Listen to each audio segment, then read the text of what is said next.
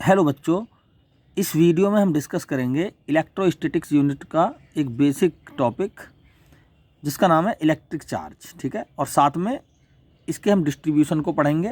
तो हेडिंग बन जाता है electric charge and it's distribution along length, surface and volume. ठीक है, तो सरफेस, एरिया, वॉल्यूम और किसी लेंथ के अलोंग ये चार्ज कैसे डिस्ट्रीब्यूट होता है, हम इसी को डिस्कस करेंगे इसमें। तो इलेक्ट्रिक चार्ज स्टार्ट करते हैं। इलेक्ट्रिक चार्ज इस टॉपिक में सबसे पहले इसकी डेफिनेशन देखेंगे, उसके बाद टाइप्स ऑफ चार्ज देखेंगे, उसके बाद प्रॉपर्टी और फिर लास्ट में कंटिन्यूस डिस्ट्रीब्यूशन देखेंगे। ठीक है, तो डेफिनेशन कैसे दें हम इलेक्ट्रिक चार्ज की। तो भाई ये जो इलेक्ट्रिक चार्ज है ये एक फंडामेंटल क्वांटिटी है, ये बनाई नहीं जा सकती किसी तरीके से। ठीक है, तो फंडामेंटल जो भी होता है, जैसे लेंथ है, लेंथ तो फंडामेंटल क्वांटिटी है, तो इसकी कोई डेफिनेशन नहीं हो सकती ना। वेलोसिटी फंडामेंटल नहीं है, वेलोसिटी की डेफिनेशन हो सकती है। ऐसे ही जो भी फंडामेंटल होता है वो अनडिफाइंड क्वांटिटी होती हैं। तो इलेक्ट्रिक चार्ज एक अनडिफाइंड क्वांटिटी है, ये अनडिफाइंड क्वांटिटी है। It can not exist without matter, यानी चार्ज का एग्जिस्टेंस मैटर सब्सटेंस के साथ ही हो सकता है, विदाउट मैटर इसका कोई एग्जिस्टेंस नहीं होता। तो मैटर मतलब कोई भी सब्सटेंस, यूनिवर्स में बहुत सारी बॉडीज़ होती हैं और मैटर सबसे छोटा पार्टिकल होता है इलेक्ट्रॉन। सभी सब्सटेंस इलेक्ट्रॉन से मिलकर बने होते हैं, हमें पता है, क्योंकि इलेक्ट्रॉन्स मिलकर एटम, इलेक्ट्रॉन, प्रोटॉन, न्यूट्रॉन मिलकर एटम बनाते हैं, एटम्स मिलकर मॉलिक्यूल और मॉलिक्यूल्स मिलकर सब्सटेंस बनाते हैं। तो हम ये कह सकते हैं कि ये जो चार्ज होता है ये मैटर के साथ ही एग्जिस्ट करता है और मैटर इलेक्ट्रॉन से मिलकर बने होते हैं। इलेक्ट्रॉन सबसे फंडामेंटल पार्टिकल है, तो इलेक्ट्रॉन के साथ जो चार्ज एग्जिस्ट होगा वो फंडामेंटल चार्ज होगा। यानी मेरा कहने का मतलब ये है कि जो इलेक्ट्रिक चार्ज है वो मैटर सब्सटेंस के साथ ही एग्जिस्ट करता है, यानी इलेक्ट्रॉन के साथ भी कोई ना कोई चार्ज एग्जिस्ट कर रहा होगा। इलेक्ट्रॉन एक छोटा क्वांटिटी है, इलेक्ट्रॉन एक बहुत छोटा पार्टिकल है, तो इसके साथ जो चार्ज होगी वो बहुत ही कम क्वांटिटी का, सबसे मिनिमम क्वांटिटी का होगा, यानी सबसे छोटी वैल्यू होगी वो चार्ज की, जिसे हम फंडामेंटल चार्ज बोल सकते हैं। तो इसका मतलब ये हुआ, हम कह सकते हैं कि electric charge is the property of matters, यानी मैटर्स के अंदर एक प्रॉपर्टी होती है। ये हम देख तो नहीं सकते, लेकिन इसको हम महसूस ज़रूर कर सकते हैं। ये जब दो ऑब्जेक्ट आपस में रब किए जाते हैं तो वहाँ पर इलेक्ट्रिक चार्ज प्रोड्यूस होता है। जैसे हम सिल्क के कपड़ों को पहनते हैं, यार जब हम सोते हैं तो सिल्क की चादर को ओढ़ें, अंधेरे में देखेंगे, जब उसको हम थोड़ा हिलाएंगे डोलाएंगे इस चादर को, तो वो स्पार्किंग होगी। ठीक है, वो क्या है, वो चार्ज की प्रेजेंट को शो कर रहा है। या कॉम्बिंग करते समय जब हम अपने हेयर्स कॉम्बिंग करते हैं कंघे से, तो वहाँ पर क्या होता है, कुछ हमें स्पार्किंग, चटर चटर इस तरह की जो आवाज़ सुनाई देती है। ठीक है, और कभी कभी हम महसूस भी करते हैं जब हम कंघे को अपने बालों के पास को लाते हैं तो उनमें फैलाव होता है, तो इसका मतलब वहाँ कोई ना कोई चीज़ प्रेजेंट है। यही चीज़ क्या होती है, यही है चार्ज। ठीक है, चार्ज को हम महसूस कर सकते हैं, देख नहीं सकते। ठीक है, इसके बहुत सारे इफेक्ट होते हैं जो इस यूनिट में आगे पढ़ रहे हैं, जैसे इलेक्ट्रिक फील्ड पैदा करता है, ये इलेक्ट्रिक पोटेंशियल होता है इसका। ठीक है, चार्जों का अपना एक सिस्टम भी होता है, तो सब चीज़ हम आगे आने वाली यूनिट्स में हम पढ़ेंगे। तो डेफिनेशन के अकॉर्डिंग तो हम बस इतना ही लिख सकते हैं भाई कि charge is an undefined quantity, it can not exist without matter. ठीक है, it exist everywhere in every object, her object में, हर जगह, ये एयर में भी है, ये हमारी बॉडी में भी है, स्किन, नाखून, हेयर, सब जगह ये प्रेजेंट है। क्यों, सभी सब्सटेंस इलेक्ट्रॉन से मिलकर बने होते हैं और इलेक्ट्रॉन के अंदर चार्ज होता है। डेफिनेशन तो इतना ही डेफिनेशन में काफ़ी भी है। ठीक है, तो इसका मतलब डेफिनेशन, तो ये चार्ज जो होता है ये क्यू या कैपिटल क्यू से हम इसको डिनोट करते हैं। इसकी यूनिट, ऐसा यूनिट कूलाम होती है।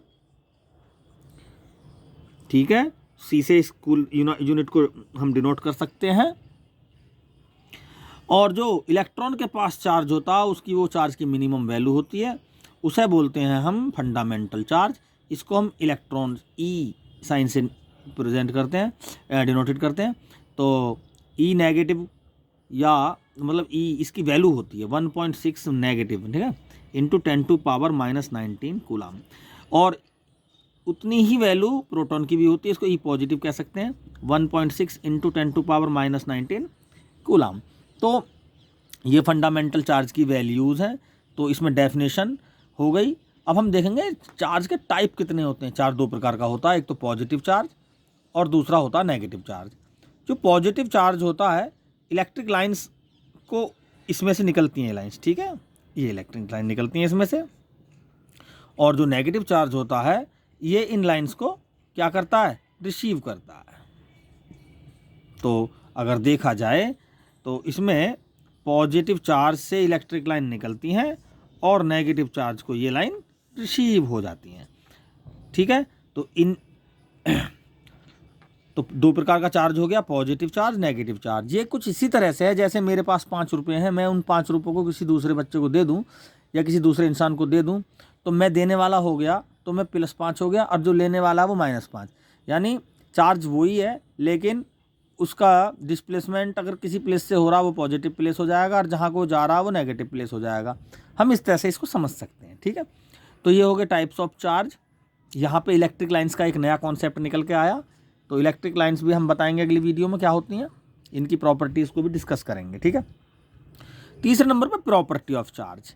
तो भाई हमने अभी बताया जब कॉम्बिंग करते हैं तो जब हम अपने कंघे को बालों के पास को लाते हैं तो वहाँ पर कुछ वो या तो बाल हमारे फैल जाते हैं और कंघे की तरफ को अट्रैक्ट होते हैं। इसका मतलब चार्ज आपस में क्या करते हैं, अट्रैक्ट करते हैं। तो प्रॉपर्टीज़ में हम पढ़ेंगे कि भाई एक तो चार्ज के अट्रैक्शन की प्रॉपर्टी है, यानी लाइक चार्ज अट्रैक्ट करते हैं, तो ये कंडीशन अट्रैक्शन की हो जाएगी, ठीक है।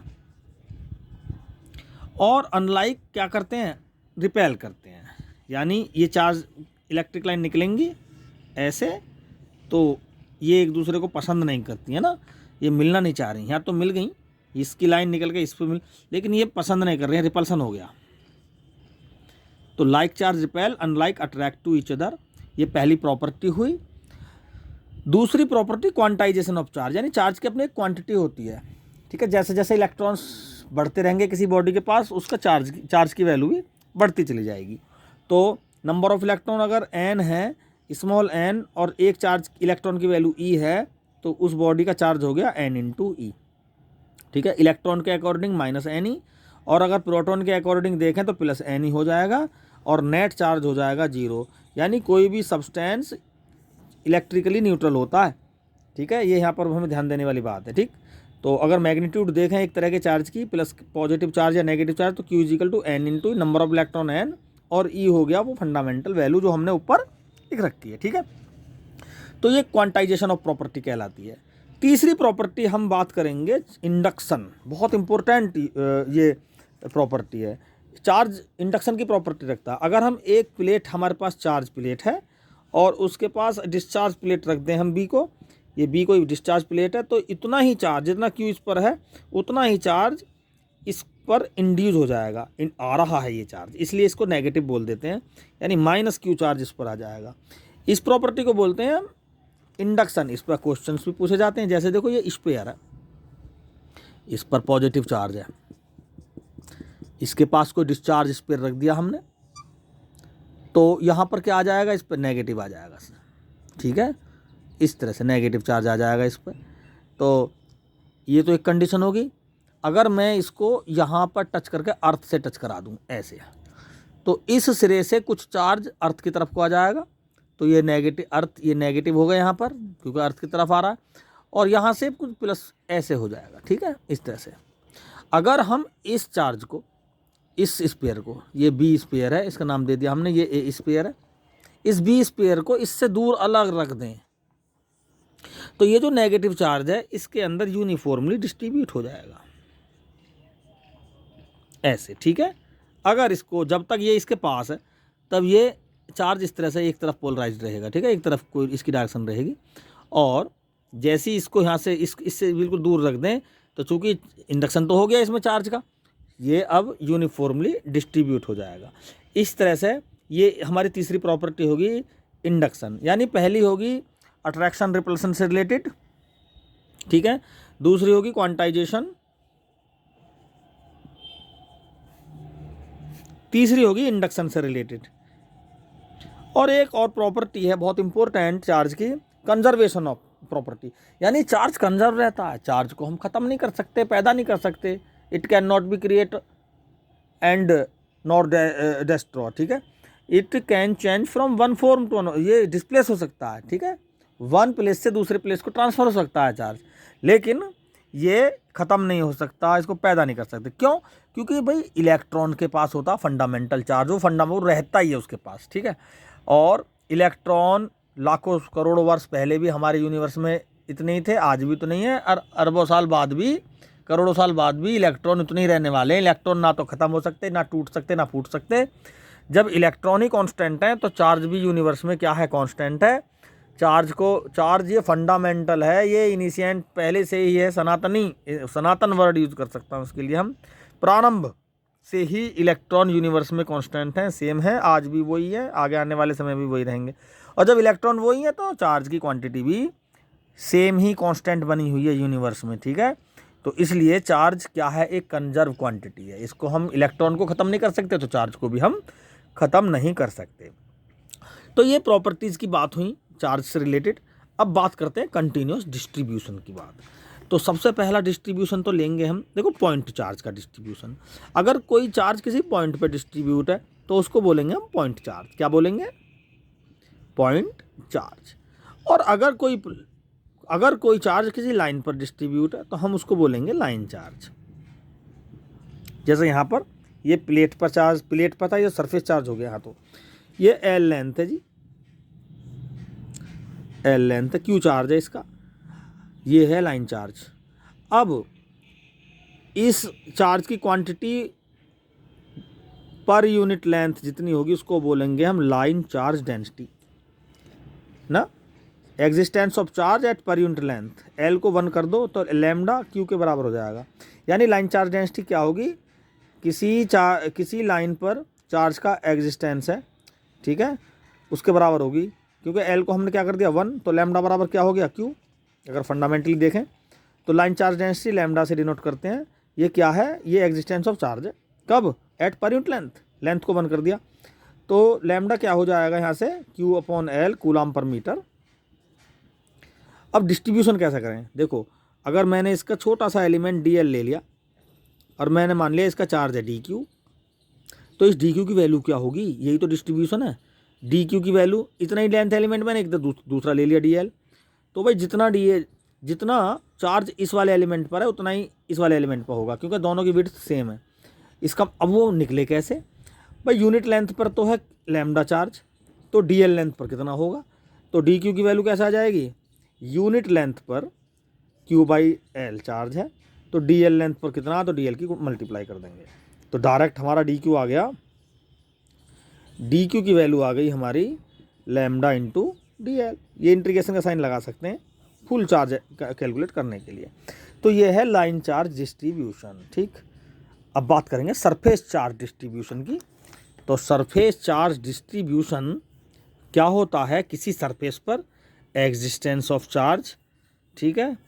अगर किसी सरफेस पर चार्ज एग्जिस्ट करता है तो हम उसको कहेंगे सरफेस चार्ज। और सरफेस चार्ज डेंसिटी क्या होगी? ये तो लाइन चार्ज की बात करी हमने। अब करते हैं हम तीसरे नंबर पर सरफेस चार्ज। किसी सरफेस पर चार्ज, मैंने मान लिया सरफेस का एरिया ए है और चार्ज क्यू है, तो क्यू पर यूनिट एरिया जितना चार्ज एग्जिस्ट करेगा उसको हम सरफेस चार्ज डेंसिटी सिग्मा से डिनोट करेंगे। और मैंने अगर छोटा सा एलिमेंट डी ए बना लिया और मैंने कहा इसका चार्ज है डी क्यू, तो डी क्यू की वैल्यू क्या होगी भाई? डी क्यू की वैल्यू जो होगी वो यूनिट एरिया पर जितना चार्ज है, यानी क्यू अपॉन ए, 1 एरिया पर जितना चार्ज है, यूनिट एरिया पर जितना चार्ज है, उसमें जो भी एरिया में हमें चाहिए उसकी मल्टीप्लाई कर दो। सिंपल है बिल्कुल मैथमेटिकली। तो डी क्यू हो गया Q upon A sigma into D A. तो ये हो गया सरफेस चार्ज डिस्ट्रीब्यूशन। इसी तरह से वॉल्यूम चार्ज डिस्ट्रीब्यूशन, यानी किसी वॉल्यूम में जो भी चार्ज एग्जिस्ट करेगा उसको बोलेंगे हम वॉल्यूम चार्ज। मैंने मान लिया इसका वॉल्यूम V है और इसका चार्ज Q है, तो इसके वॉल्यूम पर यूनिट वॉल्यूम में जितना चार्ज होगा, existence of charge at per unit volume बिल्कुल सेम, उसको बोलेंगे वॉल्यूम चार्ज, इसको वॉल्यूम चार्ज डेंसिटी, ठीक है। Existence of charge at per unit volume is called volume charge density, इसको रॉ से डिनोट करते हैं। अगर मैं छोटा सा वॉल्यूम एलिमेंट बना लूँ यहाँ पर dV, और इसका चार्ज मैंने मान लिया डी क्यू। तो कंटिन्यूस डिस्ट्रीब्यूट कैसे करूँ इसको, डी क्यू की वैल्यू होगी चार्ज पर यूनिट वॉल्यूम, यानी यूनिट वॉल्यूम में जितना चार्ज है वो तो लेना ही पड़ेगा, और जितना वॉल्यूम में हमें चाहिए उसकी मल्टीप्लाई कर दो। तो ये हो गया charge distribution according to volume. तो डी क्यू हो जाएगा यहाँ पे बच्चों रॉ इंटू डी वी। तो ये हो गया हमारा वॉल्यूम चार्ज डिस्ट्रीब्यूशन। तो इस वीडियो में मैंने चार्ज के बारे में और उसके डिस्ट्रीब्यूशन के बारे में पढ़ाया, चार्ज की प्रॉपर्टीज़ पढ़ाई। ठीक है, मैं आशा करता हूँ कि टॉपिक इजीली समझ में आ गया होगा। Thank you.